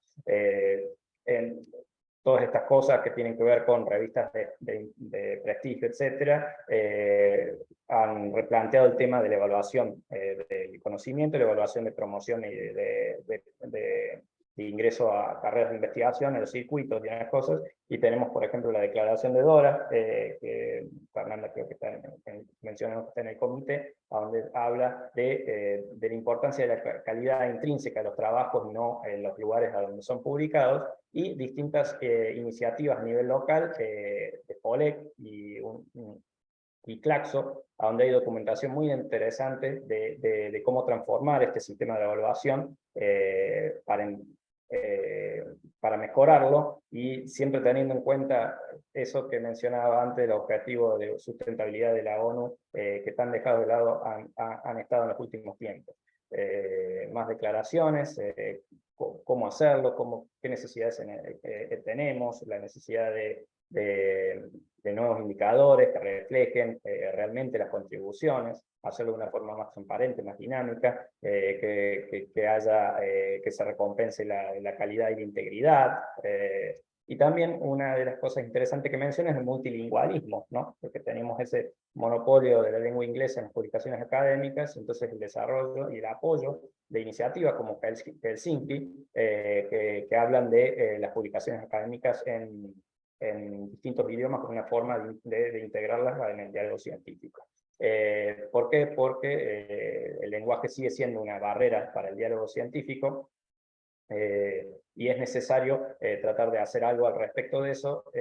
Aquí vemos, bueno, la iniciativa Helsinki y su sitio web, para los que alguna vez no la visitaron, y nosotros hicimos un pequeñísimo aporte que tenía que ver con, basado en Google Translate, que tenía que ver con la posibilidad de que el contenido que está en el repositorio de bioRxiv sea buscable y recuperable en los 104 idiomas que tiene la alternativa de Google Translate. De tal forma que no sea solo un render de la traducción, sino que uno pueda buscar en su propio idioma y leer conocimiento científico en el idioma que uno interesa. Cosas mucho más elaboradas que este pequeño instrumento pueden ayudar mucho en el diálogo científico. Eso último, y para terminar, porque seguro que estoy repasado, el tema de agendas de investigación, quería mencionar otras cosas que surgieron o que pasaron. Por ejemplo, mencionaba en mi presentación que yo participaba en el proyecto País de Genómica de SARS-CoV-2, y nosotros realmente no hicimos prácticamente ninguna publicación formal en revistas académicas, pero sí hicimos una serie de reportes que se utilizaron como insumo para los ministerios de salud y de ciencia de nuestro país para la toma de decisiones de política sanitaria. Es decir, que existen una serie de documentaciones o producciones que nuestra agenda científica no creo que no está reconociendo y no sabe cómo reconocer si seguimos los estándares mainstream de las publicaciones académicas del norte global. Solo para dar este ejemplo y otro ejemplo en el mismo instituto donde yo trabajo, donde tenemos un repositorio donde el 64% de la documentación en español, y tenemos una generación de libros, informes técnicos, etcétera, como ese manual de horticultura periurbana, que tienen un gran impacto en nuestra ciudadanía, en nuestra agenda de investigación local, en las necesidades y demandas de nuestro país, y que por supuesto por las métricas globales o por los sistemas de reward extranjeros no tienen ningún interés en publicar este tipo de cosas. Eso no significa que no tengan impacto social y que no tengan importancia. Entonces, bueno, eso tiene que ver también un poco, no solo la apropiación del sistema de publicaciones, sino también una alineación de nuestras agendas. Bueno, creo que eso es todo para terminar. Si ustedes agarran ese QR pueden bajar esta presentación, pero bueno, pues creo que me han mencionado en el chat de que van a estar disponibles en la página del cielo. Muchas gracias. Humberto, estás muy bien de tiempo, todavía tenés algunos minutos si necesitabas Estoy perfecto. alguna cuestión más. Bueno, sí, tal como mencionó recién Humberto, bueno, ante todo, muchas gracias por tu gran presentación, muy realmente muy interesante, muchas cuestiones, muchas puntas para tomar en cuenta. Y quería recordarles que esta sesión está siendo grabada y estará disponible en el canal de YouTube de Cielo, y también las diapositivas van a estar disponibles en la página web 25.cielo.org. Asimismo, pueden ir dejando sus consultas o sus preguntas para los ponentes. Ya que tenemos tiempo, vamos a pasar, si quieren, paso a leerles las preguntas que hay. En primer lugar, Marta Liliana Ecker comenta: en Argentina deberíamos promover el reconocimiento para los investigadores que publican en acceso abierto para escalar en el sistema de categorización como investigador. Sí, totalmente. Estoy de acuerdo. No solo el reconocimiento para los investigadores que publican en acceso abierto, para los investigadores que fungen en roles editoriales, en las comités de las revistas de acceso abierto, abierto. Bueno, eso es algo que ciertamente desde hace mucho tiempo. Quizás Fernanda puede comentarnos más sobre el tema. ¿Te interesa? ¿Fernanda? ¿Estás?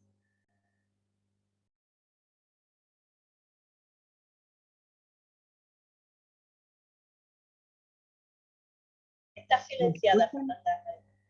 Les decía, como escuchaba entrecortado, me he pasado el celular, pero lo último que dijiste no lo pude escuchar porque he cambiado de la compu al celular. ¿Me repetís? Sí, Marta Liliana Ecker comenta, en Argentina deberíamos promover el reconocimiento para los investigadores que publican en acceso abierto para escalar en el sistema de categorización como investigador. Algo de lo que siempre hablamos en cuanto a la evaluación de los investigadores que publican en acceso abierto. Y yo también agregaba que para aquellos investigadores que fungen como, o sea, que tienen funciones también dentro de los comités editoriales de revistas de acceso abierto en Argentina. ¿Te interesaba comentar algo al respecto?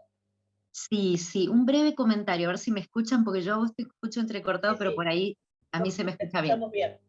Capaz que no era yo y me hice todo este cambio de máquina, pero lo que me parece muy importante por la experiencia más interna que vengo haciendo en distintos organismos, CONICET, universidades, es que no es tan simple en la carrera individual de investigadores, digamos, promociones, ingresos o evaluación de proyectos, no es tan simple incorporar un nuevo indicador que favorezca la publicación en acceso abierto y particularmente por el riesgo que implica fomentar el acceso abierto con altos pagos de APC. Entonces, implica toda una perspectiva, digamos, de un cambio, de una transformación de la evaluación, en la cual también existan alternativas o también se proponga, por ejemplo, el acceso abierto, como siempre digo, con un apellido, que es el acceso abierto no comercial, porque todo este conjunto de revistas de sociedades científicas con APCs pequeños, digamos, que no son vía diamante, pero que son realmente prestigiosas, pueden ser una solución para el ámbito de las ciencias biológicas o de la salud, mientras que, por ejemplo, en las ciencias sociales y humanas hay una amplísima oferta de revistas de diamante que son de altísima calidad. Entonces, lo disciplinar pesa mucho y creo que una de las preocupaciones principales tiene que ser cómo aplicamos cualquiera de esas transformaciones. Por eso creo que esto sí, transversal a todas las disciplinas, uno de los cambios del sistema de evaluación de nivel institucional y nacional, que tiene mucha viabilidad, es la de valorar y valorizar en cuanto a grillas de puntaje la carrera académica del editor, que en eso tenemos bastantes pocos avances, y me parece que eso es una forma indirecta o directa de apoyar a las revistas científicas, ¿no? Guillermo, desde tu conocimiento. Sí, yo quiero recordarles una frase de Delgado López Muy Cosar. bajo, Guillermo. Perdón. Quería recordarles una frase de Delgado López Cosar que dice: primero evaluamos lo que hacemos, pero terminamos haciendo lo que evaluamos. Entonces, me parece que ese cuidado que está presentando Fernanda ante la pregunta es muy importante. Es decir, yo creo que sí, que hay suficiente cantidad de revistas en todos los ámbitos. Si sumamos, como dice Fernanda, no solamente las de acceso abierto diamante, sino también las que cobran un APC razonable, que inclusive se puede poner los límites de esa razonabilidad, para fomentar que los colegas y las colegas publiquen en acceso abierto. Pero también está la cuestión de la calidad del trabajo, la calidad intrínseca del trabajo, como hoy mencionaron, no me acuerdo si Humberto y Fernanda o los dos. Entonces, si vamos a la calidad intrínseca del trabajo, ya no importa tanto dónde se publicó, pero de alguna manera hay que fomentar el acceso abierto. Entonces, yo creo que hay que ir a distintos aspectos. Es decir, toda esta cuestión está rodeada de las dos, digamos, los dos problemas fundamentales de la gestión de la ciencia. Es decir, no tenemos problema para difundir la ciencia. Tenemos cantidades de revistas, el grupo de Fernanda está cuantificando constantemente y controlando constantemente la aparición y desaparición de revistas, pero hay cantidades de revistas. La cuestión pasa por qué evaluamos y cómo lo evaluamos y para qué pagamos, qué es lo que financiamos. Yo creo que el problema del acceso abierto está en esas dos dimensiones.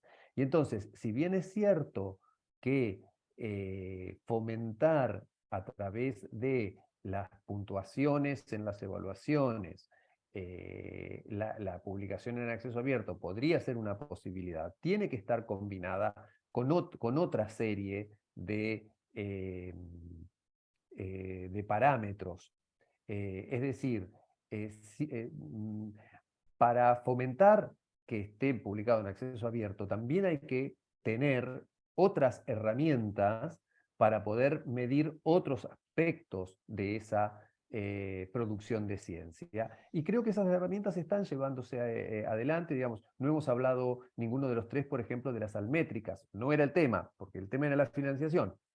Pero ya que sale esta cuestión, el grupo de Fernanda y el grupo de Vélez Cuartas en Colombia están trabajando muchísimo sobre las almétricas. Entonces, pero para que funcionen las almétricas, tenemos que tener acceso abierto. Entonces, yo creo que todas esas cuestiones son combinables. Y por otro lado, la financiación.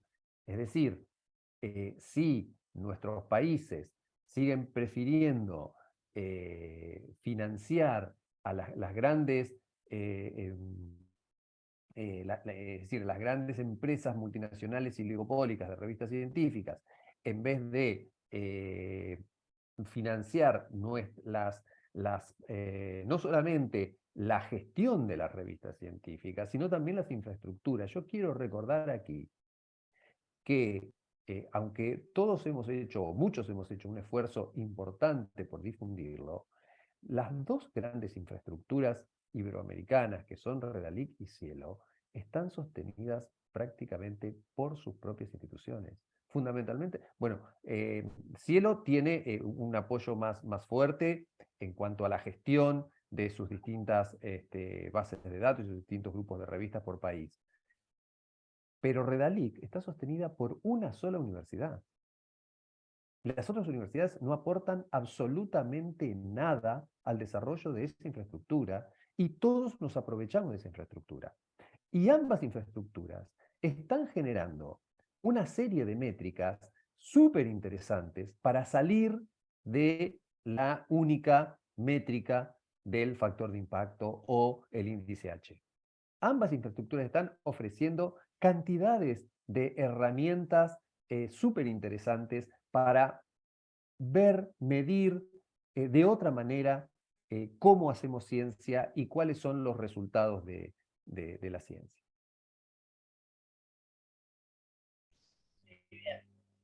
¿Alberto?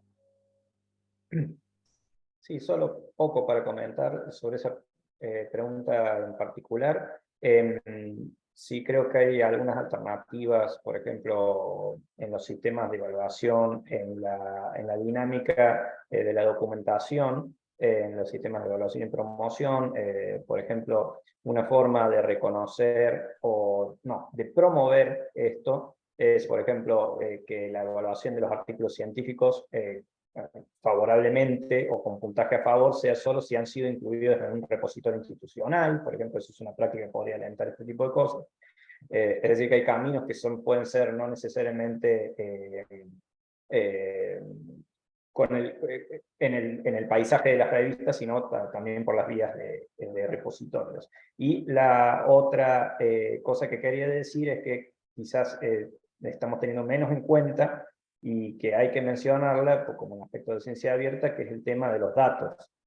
Nosotros por ley tenemos la obligación de tener de la publicación de los datos en los 5 años generados, y en eso, por lo menos en nuestro país, estamos muy mal. Y más allá de que se hayan generado unas plataformas fantásticas, inclusive los mismos sistemas de repositorios digitales nacionales, etcétera, no lo estamos llevando a cabo. Y bueno, también hay veces que necesitas un reconocimiento, que es mucho mejor una zanahoria que un látigo, pero evidentemente lo que se ha hecho hasta ahora no ha surgido el efecto en ese. Entonces a veces el reconocer también puede ser para que si a uno le dicen no te voy a evaluar tal producción si no cumplís con estos requisitos, bueno, eso puede también ser una forma de promoverlo, ¿no? Por lo menos a nivel de agencias de evaluación. Creo que siempre suele decantar esto, ¿no? Que las discusiones que tienen que ver con el acceso abierto decantan en los sistemas de evaluación y cómo a través de ellos moldeamos no solo la forma en que difundimos, sino también las agendas, ¿no?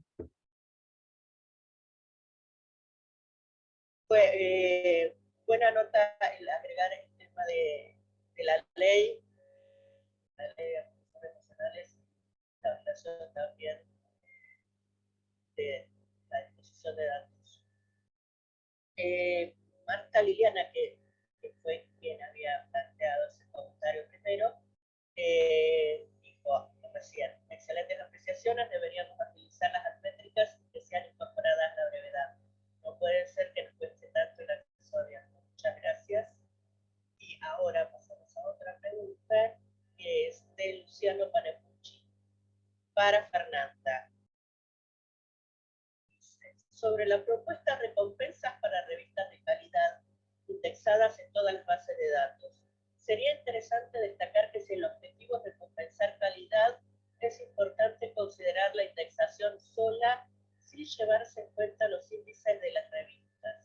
Es decir, si la revista fue indexada, tiene calidad independiente de sus métricas. ¿Sería esa propuesta? Sí, si me confirmás, Karina, que me escuchan.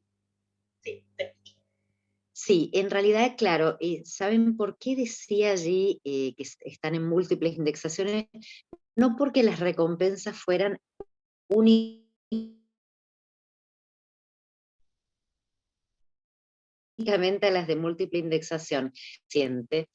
Es muy común en América Latina la múltiple indexación. Entonces, ese tipo de revistas realmente pasan permanentemente por distintas formas de evaluación y de indexación, pero una buena indexación es lo que define, es la bisagra entre una revista que puede garantizar una calidad para un proceso de evaluación o no. Por lo tanto, no, yo me refería en general a la indexación como el modo de garantizar la calidad de una revista, no a beneficiar particularmente a las de múltiple indexación. Te escucho cortado, Fernanda, no sé si los demás también. Sí, pero a ambas las escuchamos cortado, Sí, Karina. Tu comunicación sale muy bajita y cortada. Sí, yo creo que aquí estoy con algunos. Sí. Volvé a la Ahora compu, fíjate, Fer. Guillermo, si mejoró, pero Ahora sí, un poquito. lo que pasa es que sí, ya cuando vuelva a la compu se hace tanto lío que no voy a contestar la pregunta. Fíjate, o si quito la cámara, pero lo que decía es que no se trata de beneficiar exclusivamente a revistas de múltiple indexación, sino que de señalar una realidad, que tenemos revistas que pasan por varias formas de evaluación y de indexación, pero beneficiar a todas aquellas que alcanzan el nivel de la indexación, porque eso significa que tienen una calidad suficiente para ser consideradas revistas de calidad. A ver, Guillermo, que a vos sí te veo, si se pudo escuchar. Sí, se escuchó perfecto, Fer. Gracias, perfecto. Yo, si me permitís, quiero sumarme a lo que vos estás planteando, en que además ya nuestros especialistas en biblioteconomía o en bibliotecología y en métricas han como determinado que hay como una escalera en la indexación. Entonces, esa escalera de indexación, que además está reflejada de alguna manera en una resolución de CONICET, ayuda muchísimo, porque la complejidad de la indexación va increyendo y va obligando al editor a cumplir con diferentes parámetros. Nosotros hicimos un estudio hace unos años sobre esos parámetros, comparando los parámetros de distintas bases de datos, para ver cuáles de esos parámetros tenían que ver con lo que llamaríamos la calidad editorial y cuáles parámetros tienen que ver con la calidad científica. Para dar un ejemplo, digo en Argentina, el núcleo básico de revistas científicas, como calidad editorial, toma los parámetros de Latindex, catálogo, pero además hace una evaluación de la calidad científica de la producción de una revista para darle el ingreso al núcleo básico. Y eso ya es un sello muy importante. Aquí en España, por ejemplo, hay un sistema similar que es el sello llamado el sello FECIT. FECIT es el formato que tiene aquí institucional la evaluación de la ciencia, ¿no es cierto? Entonces, se trata, por supuesto, de que cuando una revista tiene lo más abierto posible su indexación, que hay una preocupación del editor por que su revista se vea en diferentes bases de datos, sean evaluadoras o sean de colaboración. Por ejemplo, voy a mencionar una base de datos que es muy importante, es fundamental para la visibilidad de una revista científica iberoamericana, que es Dialnet. Dialnet es una base de datos colaborativa, no evaluativa, es colaborativa. Las distintas bibliotecas de distintas universidades de toda Iberoamérica cargan allí las revistas científicas. Y a lo largo de los años, Dialnet ha logrado una cantidad juntar una cantidad de información tal que ahora puede ofrecer métricas alternativas sobre cómo funciona la difusión de la ciencia, por ejemplo. Lo mismo, como les decía hoy, de las métricas que puede ofrecer Cielo, las métricas que puede ofrecer Redalic, que dentro de la escalera están más arriba, tienen mayores exigencias para ingresar en esas bases de datos. Entonces, y después hay muchas bases de datos disciplinares. Es decir, mientras mayor sea el abanico de indexación, mayor va a ser la visibilidad de esa revista y mayor y va a dar una marca de calidad de la preocupación de ese editor o editora por que se difunda el conocimiento que está generando desde su revista. Entonces, a partir de eso se puede generar una evaluación, una premiación e inclusive una financiación, un apoyo de financiación a revistas que hagan ese esfuerzo.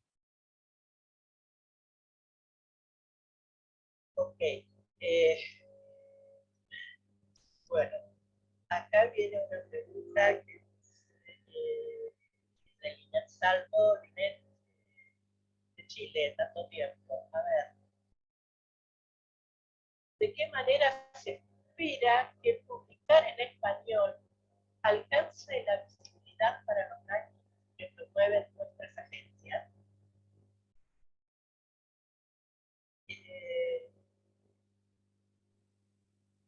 Karina, Sí, Fernanda. si vos pudieras repetir esta pregunta, porque me gustaría hacer un comentario, pero no entendí bien la última parte, perdón. Claro, ella dice, Linet, que es editora de una revista en Chile, si mal no recuerdo, ¿de qué manera se espera que publicar en español alcance la visibilidad para los rankings que promueven nuestras agencias? Es cierto, las agencias promueven algunas condiciones, digamos. Nosotros decimos, bueno, hay que publicar en español, y ella acá está Exacto. planteando esta discusión. Exacto. ¿Se me escucha, Karina? Sí, sí, perfecto.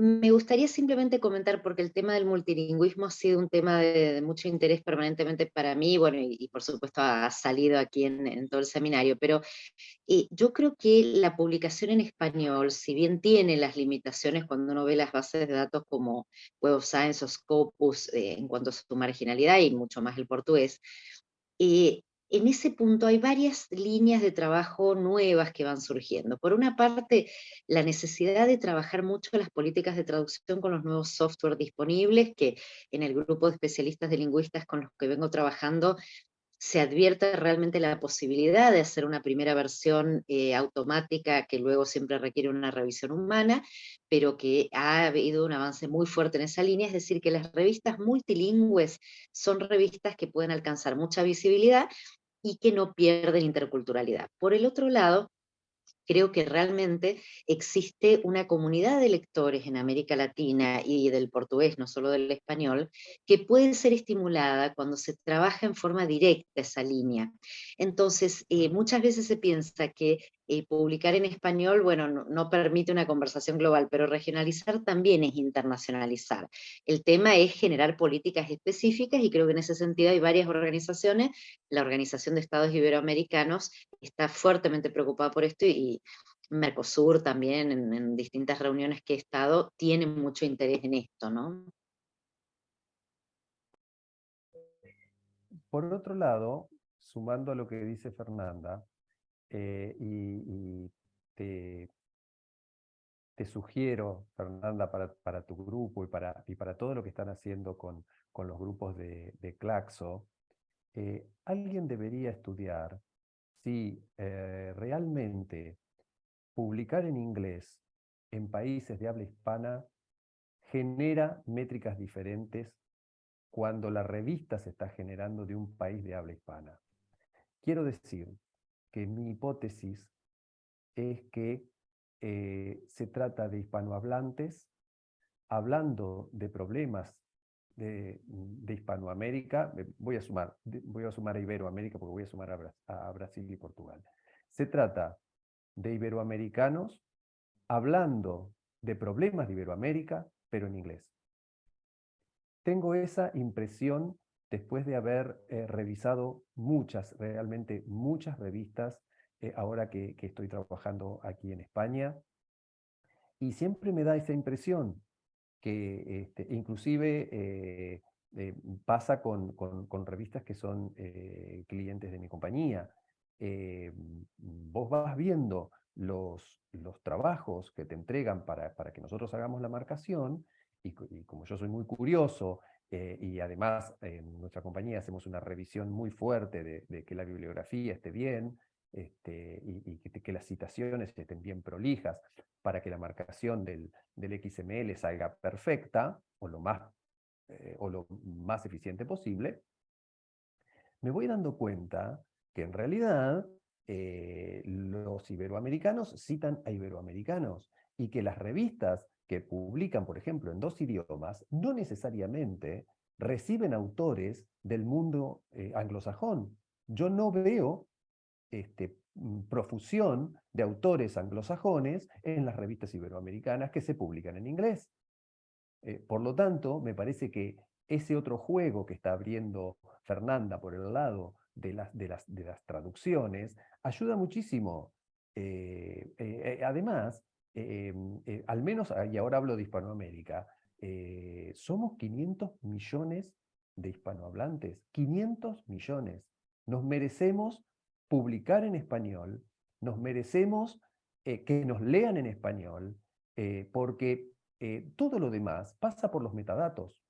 Mientras tengamos metadatos en varios idiomas, y ahí me acuerdo en una reunión en Mendoza con Abel Packer, en el que nosotros le planteábamos, pongamos los metadatos, para el caso de América Latina, pongamos los metadatos en los diferentes idiomas que hay en América Latina, incluido el inglés, el inglés, el francés, el español y el portugués. Publiquemos nuestras revistas con los metadatos en los 4 idiomas y eso va a ser suficiente, porque el que quiera tomar un artículo que está escrito en portugués, que está escrito en castellano, ya, como dice Fernanda, con las herramientas que hay, lo traduce fácilmente como para poder leerlo. Luego, si quiere una cosa más perfecta, claro, si fuera una revista de lingüística, bueno, yo entiendo que sí, que se necesita algo muy perfecto, pero no sé si me va a desmentir Humberto, pero para el caso de biología y para el caso de medicina, donde la terminología técnica es tan detallada, no creo que se necesite una traducción hiperperfecta para entender qué está sucediendo o qué está explicando ese autor o esos autores.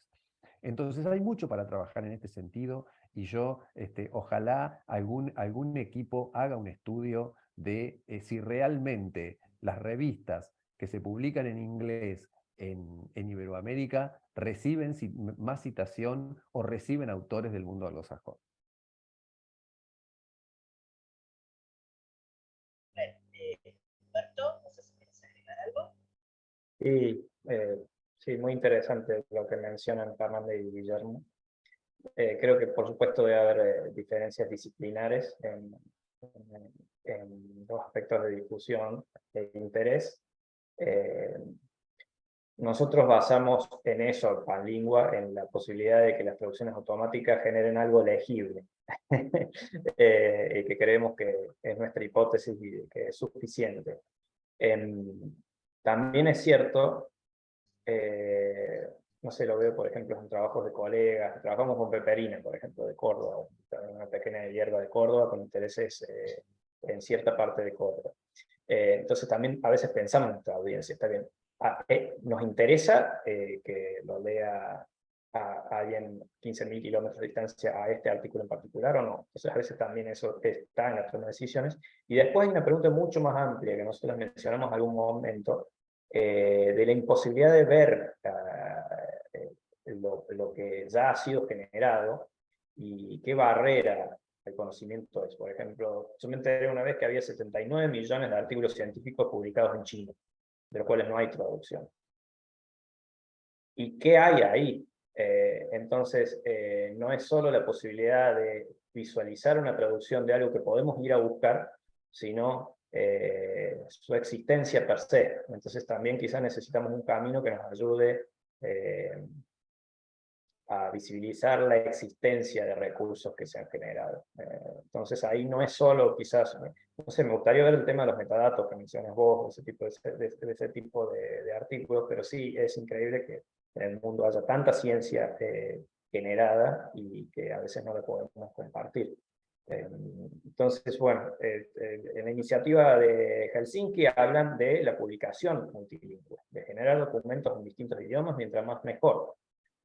Y hacen foco también en la parte de la agenda local, de si hay conocimiento de relevancia regional, más allá de publicar en una revista, vamos a llamarla internacional entre comillas, en idioma inglés, es de gran importancia que ese recurso esté en el idioma local, a donde esa investigación tiene impacto. Y no solo eso, sino que fue financiada por esa comunidad local, ese conocimiento, entonces en definitiva debe ser accesible para los ciudadanos que la financiaron, más allá de todo el mundo en particular, de todo el mundo en general, y algo no puede ser accesible si no puede ser leído por los ciudadanos. Entonces, bueno, eso también es otra de las cosas que la gente no entiende. Pero de nuevo, son cosas que me he preguntado muy poquito y en los últimos años, entonces no debe haber tanta literatura sobre esto, así que no quiero avanzar mucho. Muchas gracias, Linet, por la pregunta, saludos. Y bueno, antes de despedirnos, quiero volver a agradecerles a los tres invitados, a la doctora Meikel, al doctor Gonzato y al doctor Nevat, por sus increíbles presentaciones. Yo no sé si tienen alguna cuestión más que les gustaría charlar. Todavía quedan unos minutos, no estamos atrasados. Así que tienen acá a disposición. ¿Quieren decir algo más? ¿Comentar algo más? ¿No? Bueno, Entonces, nuevamente muchas gracias a todos los participantes. ¿Me están escuchando bien? A todos los participantes y recordarles nuevamente que tienen a disposición esta sesión en el canal de YouTube de Cielo, las diapositivas de la página web 25.cielo.org y van a seguir, todavía no terminó la serie de seminarios, creo que quedan algunos más, 2 o 3 más, y en septiembre se encuentra la conferencia internacional de celebración de 125 años en San Pablo, Brasil. Aquí podemos ver los próximos seminarios, el 5 de julio, el libro académico y la dinámica científica, uno de el otro el 10 de julio, sobre el Fair Data y varios más, 10 de julio, 26 de julio, 27 de julio. Pueden consultar la lista completa y los datos y la información relativa a cada seminario en la página web 25.cielo.org.es. Bueno, muchas gracias, estimados. Para mí ha sido un placer contar con la presencia de ustedes. Muchas gracias por la enorme disposición que tuvieron. Y bueno, será hasta la próxima. Saludos. Hasta luego, muchas gracias. Adiós.